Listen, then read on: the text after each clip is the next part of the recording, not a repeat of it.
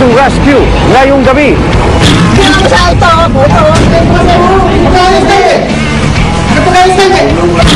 Babae, sinaktan ni Kuya.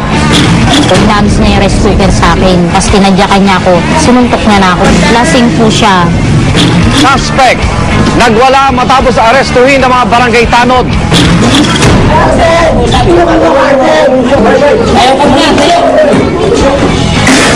At sa paghagupit ng Bagyong Bebeng, isang lola sa Makati ang sinagip mula sa kalsada ng Panganib.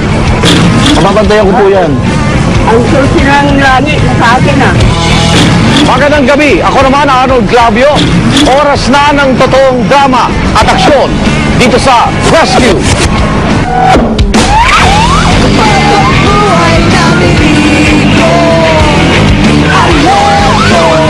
Sa kalikasan mo, alerto sa kalikasan mo, alerto sa kalikasan mo.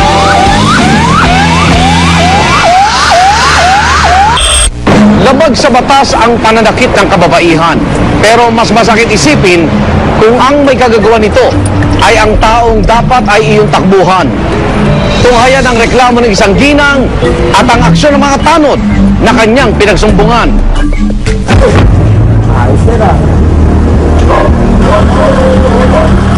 Ang kadalasan po namin respondan ay away pamilya at away mag-asawa at yung mga away kabataan.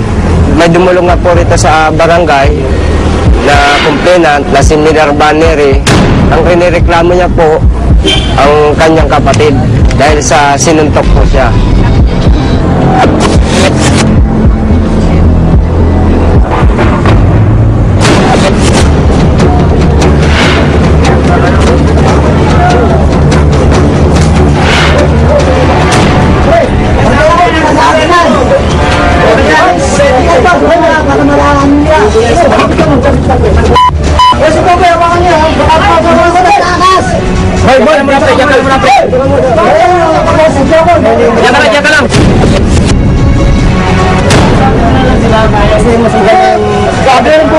Ali, nung una po pumapalag pa dahil sa nakainom nga po, nagsusumigaw, kaaway pa yung nanay at yun nga po, pinilit rin namin na isama dahil may reklamo yung yung kapatid niya.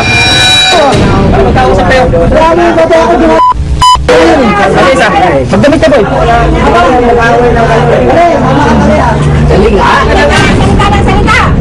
Sinasabi ko sa inyo na. Tama yun, nakama na.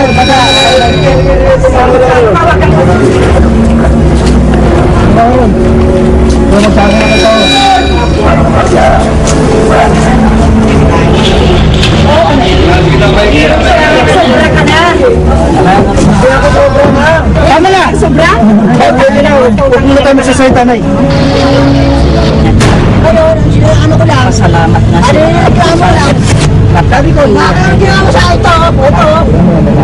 Hindi na nakatime na ako. Nasulungan pa ako ng bayaw mo.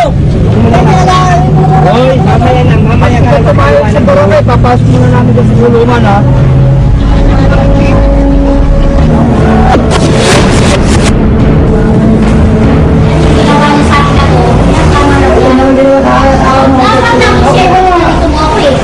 Una po kasi, kumakain po kami mag-asawa dun sa baba.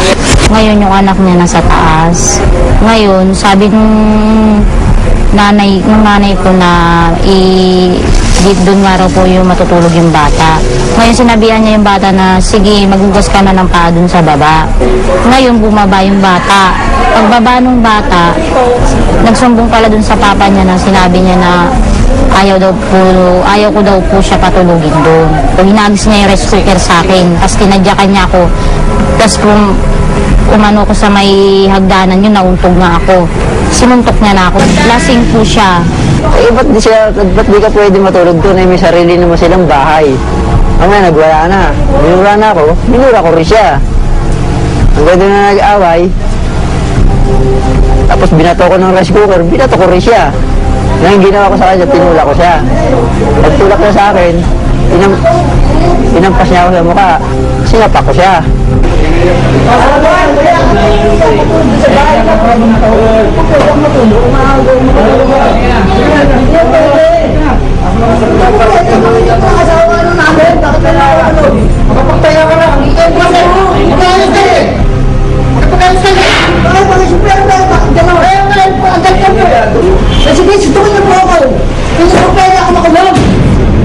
Hindi ka pwede. Bakit sinaktan din naman ako ng mga asawa niya? Hindi mo pwede. Wala ako sa kunakaral. Hindi pwede ako makulong. Ba't ako nakakulong? Hindi, di ako makulong. Tingnan ko lang ang ang dadalhin ko. Wala ko pati mo. Wala ko akong magdada. Sasabi ko lang po sa inyo. Ang dadalhin ko. Hindi mo pwede makulong. Hindi pwede. Hindi pwede. Kasi,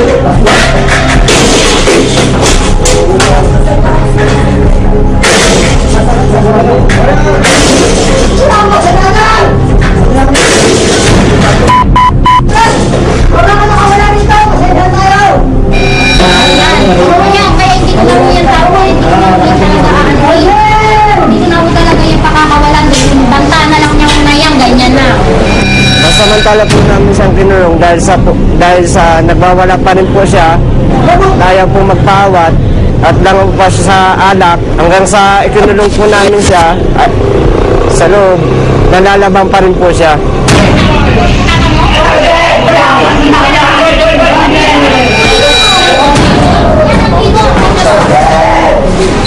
Yan, ang biro. Yan, di ba? Tingnan mo ginawa sa akin, di ba?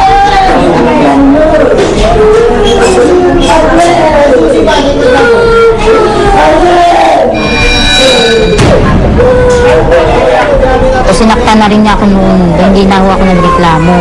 Nung mga pangalawa na hindi naman niya ako nasaktan noon, pero nanugod siya doon sa loob ng bahay namin, yun, nireklamo ko na siya, napakulong din namin siya dito sa barangay.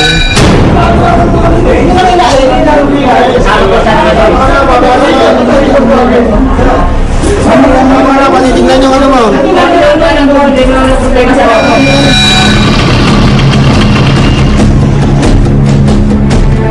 Dinala po namin siya sa Jose Reyes Medical Center upang ipamedical po siya.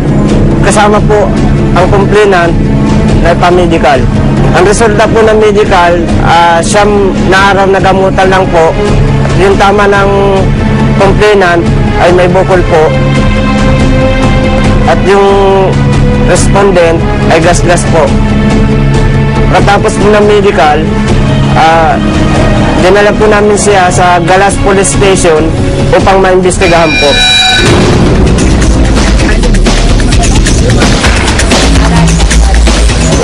Sa magkapatid kayo, magkatuto kayo, yung mga medical na sa 9 days. Dahil sabihin na wala naman tayo sa proseso. Yung kaso niya, aniyak sa magkapatid sila tapos kahit physically injury yan. Kailangan talaga dadaan ng solusyon yan. Yun ang proseso ng matas natin eh. Bago masantayan sa fiscal niya, kailangan pwede mo ng certification ng butong na lumanas sa kanila. Hindi ka naman makukulong.